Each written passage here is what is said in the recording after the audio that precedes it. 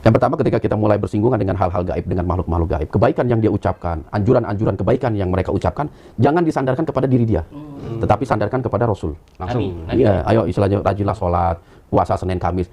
Ketunduk patuhan kita mengikuti anjuran-anjuran seperti itu, jangan disandarkan kepada makhluk. Bukan karena dia gitu. Bukan karena dia, tetapi kita sandarkan, kita sadar diri kepada ajaran Nabi. Kita doa, ya Allah, memang betul kita kurang untuk melaksanakan sholat atau melakukan puasa sunnah. Itu bila gerakan hatiku itu selalu mengerjakan atau menghidupkan sunnah-sunnah yang Rasul pernah ajar. Jadi jangan disandarkan kepada dia gitu. Begitu kita sandarkan kepada dia, kita mengikuti apa-apa kata dia tanpa kita berpikir terhadap agama kita, dia akan sedikit demi sedikit mulai menggelincirkan itu.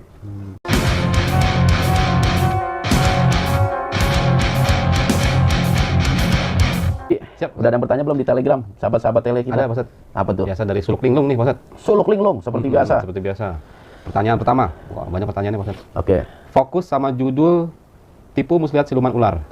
Tipu muslihat yang bagaimana katanya? Wah, dia nonton nggak part kedua itu? Makanya, Pak Ustadz. Itu ada di part kedua, Suluk gitu. Apa-apa yang dilakukan. Ini kan pertama itu mengaku sebagai jin muslim.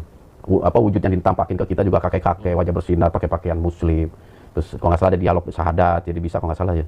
Terus ada dialog keislaman, omongannya baik. Betul. Cuman lama-kelamaan, kebongkar juga akhirnya kan. Ya. Ini dia tipu muslihatnya. Ya, jadi itu di part kedua, kalau nggak salah ya. Part kedua, Pak Ustadz. Part kedua, di akhir part 1 masuk ke part kedua. Betul. Jadi tipu muslihatnya seperti itu. Jin itu terkadang dengan kemampuan tingkatan tertentu, dia bisa berubah karakter. Dari yang memang asli jahat, bisa berpura-pura menjadi baik. Betul. Gitu. Dan itu banyak dilakukan jin-jin yang memang memiliki kekuatan-kekuatan tertentu. Bahkan dia bisa mewujudkan di hadapan kita dengan sosok yang arif, bijaksana. Gitu. Iya, itu kelas jin-jin cerek lah ibaratnya itu, tingkatan dewi. Apalagi iblis. Masya Allah. Iblis itu luar biasa, dia bisa menampakkan diri sebagai orang soleh. Di zaman Nabi itu pernah menjadi kakek-kakek, pernah jadi seorang bangsawan dan lain sebagainya. Iya, dan dia berkulit kasar. Berwujud. Berkulit, bukan kulit, berjasad kasar. Jasad kulit kasar. Kulit kasar gitu. Jadi memang kemampuan jin memang Allah berikan seperti itu. Di saat jin mau melakukan atau dia mau belajar untuk meningkatkan kekuatan dia. Makanya status atau tingkatan makhluk gaib di alam sana itu juga memiliki tingkatan sosial tersendiri bagi bagi makhluk jin yang memang memiliki kemampuan-kemampuan tertentu. Dan dia memiliki tugas-tugas tertentu seperti itu. Dan ini pun yang dimiliki oleh sang Dewi Ular. Padahal itu kelasnya kelas goa doang. Baru kelas goa gitu, belum tingkatan yang terlalu besar juga kan? belum tingkatan yang lebih besar. Pak Ustadz, sebelum masuk pertanyaan yang lain nih, Pak Ustadz. Iya. Ini kan fenomena itu sebenarnya banyak terjadi di tengah masyarakat. Maksudnya kadang kita dihadapkan pada situasi seperti itu gitu, Pak Ustadz. Misalnya kita dalam mimpi misalnya ketemu sama wujud yang orang alim misalnya. Alim. Kemudian dia ngasih amalan tertentu apa gitu. Ataupun ketika kita lagi di mana gitu ada yang kesurupan ataupun ada juga orang yang meditisasi, ini banyak juga kayak gitu, Pak Ustadz. Nah kan pada hakikatnya kan mereka itu membawa kepada tipu muslihat dia gitu, Pak Ustadz. Karena kan belum tentu benar apa yang dia sampaikan gitu, Pak. Nah, bagaimana caranya kita agar nggak tertipu gitu sama mereka gitu. Iya. Yang pertama, ketika kita mulai bersinggungan dengan hal-hal gaib, dengan makhluk-makhluk gaib, kebaikan yang dia ucapkan, anjuran-anjuran kebaikan yang mereka ucapkan, jangan disandarkan kepada diri dia, tetapi sandarkan kepada Rasul. Langsung. Iya, ayo istilahnya rajinlah sholat, puasa Senin Kamis.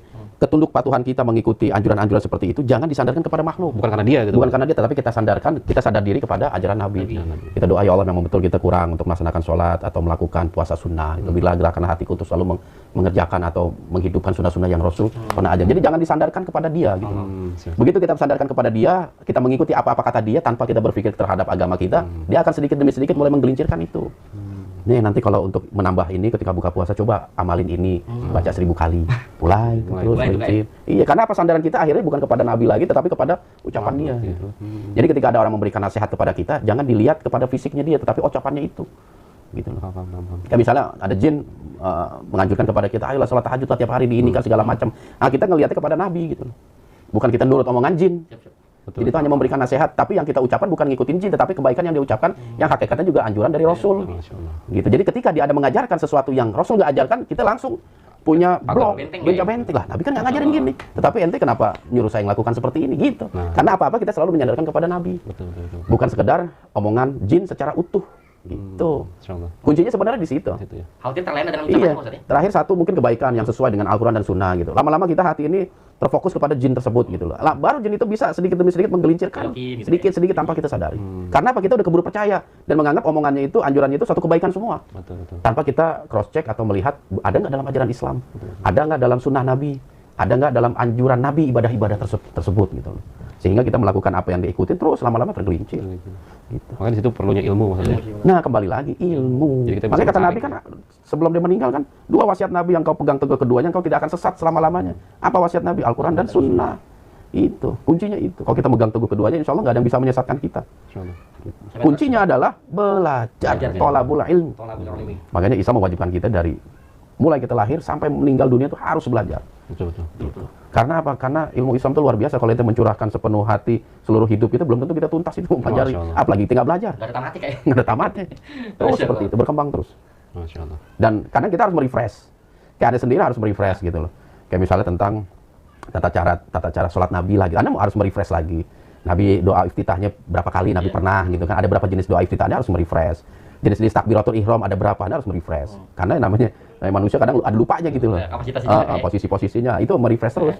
Dan itu memang harus kita jaga ilmu yang sudah Allah berikan ke kita. Nah, itu. Sama seperti bacaan Quran, coba ente lama nggak baca Quran pasti terbata-bata lagi. Iya, kan? Iya, Betul. gitu. Insyaallah. Apalagi kalau ente pakai maksiat bisa hilang itu banyak hafalan Quran. Gitu.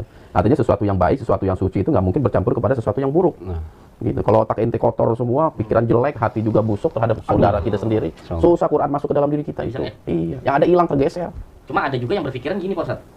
Gak apa-apa kebaikan itu tetap dijalankan, tapi hal-hal kemaksiatan yang nggak sadar tetap dilakukan gitu kan. Ya, gimana? Nggak bisa kayak. Kemaksiatan itu memang ada dua. Ah. Ada kita sebut dengan dosa kecil, ada juga dosa besar. Kalau dosa besar itu 100% pasti bisa kita tinggalkan. Cuman manusia nggak mungkin meninggalkan dosa kecil. Betul. Tapi kalau dosa besar dijamin bisa ente tinggalin. Jaminan itu. insyaallah. Kalau dosa besar, ente penjudi, ente bisa ninggalin judi itu. Bisa yakin. Gampang nggak? Tapi kalau untuk dosa kecil, yang kita kadang nggak menyadari dosa itu. Nah, Kita kumpul tiba-tiba ada ngehina Levi. Jenggot ente kok udah kayak mercusuar aja, cuma satu. Mungkin ada bercanda. Begitu dengar itu, kita dosa. waduh, itu tidak terus ya. Ada ya kalau bercanda ya. Jadi ada mungkin perkataan-perkataan kita yang menurut orang lain Ganjel merendahkan. gitu ya. Nah, akhirnya itu jadi dosa yang kita nggak Ya sadari. Allah. Nah, disitulah ibadah sholat sebagai penggugur dosa. Gitu. Istighfar. Kita wudhu penggugur dosa, istighfar penggugur dosa. Atau hati ini kadang di jalan kita ngelihat orang, tuh orang jelek amat sih. Masya Allah. Ikhlas Spontan, dosa, ya. spontan begitu. Kadang nggak kita sadari gitu loh. Ada juga iya betul Pak Ustadz. Apalagi kalau ada dukungan dengan tertawa gitu. Nah, iya kan. Betul, Gitu. betul. Nah, itu dosa-dosa yang nggak bisa kita hindari memang. Masya Allah. Karena memang sifat manusia seperti itu. Tetapi untuk dosa besar, dosa syirik lah misalnya, pergi ke kuburan, minta ke kuburan, ke tempat-tempat yang model kayak kemarin tuh, itu bisa ditinggalin. Karena ada niat maksudnya. Iya, jangan dikata-kata, oh manusia itu kan tempatnya salah dan dosa. Tapi dosa besar bisa ditinggalin. Yang penting niat. Betul Pak Ustadz. Gitu. Jangan mentang-mentang manusia pasti salah dan dosa, lantas ente ngelakuin dosa besar. Enggak, dosa besar itu bisa dihindari. Masya Allah. Siap. Gitu. Jadi itu kaitannya dengan pertanyaan si Lepi tadi. Jadi informasi baik tadi Ustaz, informasi dari jin itu kita harus saring dengan ilmu Iyalah. Ustaz ya. Harus sandarkan kepada Al-Qur'an dan Sunnah gitu. Kadang kita dengan manusia aja seperti itu. Iya. Yang belum kita kenal gitu loh. Istilahnya backgroundnya seperti apa, yang kita memang belum mengenal lebih dalam tentang seseorang gitu loh. Kita nggak serta-merta nurut sama dia kan. Betul. Pasti kita akan berpikir, kalau kita punya guru, kita akan konsultasi sama guru. Saya kemarin ketemu sama seseorang, dia mengajarkan saya bla bla bla bla. Betul nggak guru? Pak, kita cross check seperti itu. Nah, menarik. Cuman kita ini terkadang, itu dia namanya manusia itu mudah takjub Iya, gitu. betul, betul. Dengan makhluk gaib ketika memberikan amalan, wah udah kayak apaan tahu. Oh, saya orang terpilih. Sudah Berasa wah gitu. Berasa Iya. wah. Ya. Dan nggak sedikit dari laporan dari cerita orang-orang yang memang konsultasi atau berdialog sama aneh itu, dia menganggap dirinya itu, Pak Ustadz, ada yang bilang, saya ini calon satria apa peningit apa apa. Satria Piningit. Satria peningit. Yang bilang gitu siapa ya? Saya dapat bisikan Pak Ustadz, karena saya memiliki keturunan leluhur yang luar biasa, Padahal- yang saya dijaga. Iya, sampai setan. Bisikan-bisikan begitu, dia bilang, "Aduh ini." Padahal dulu Pak Ustadz adanya turunan itu pasti ada tanjakan lagi. Nah itu dia, Nah, dia lupa dibilang tanjakan. Kan?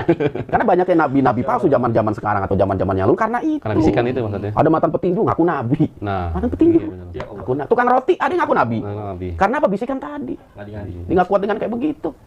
Masya Allah makanya. Ya Allah. Makanya itu harus kita waspadai. Apalagi bisikan-bisikan yang membuat hati itu kadang ujub gitu loh. Wah, Anda ini keturunan pemilik keturunan leluhur yang luar biasa.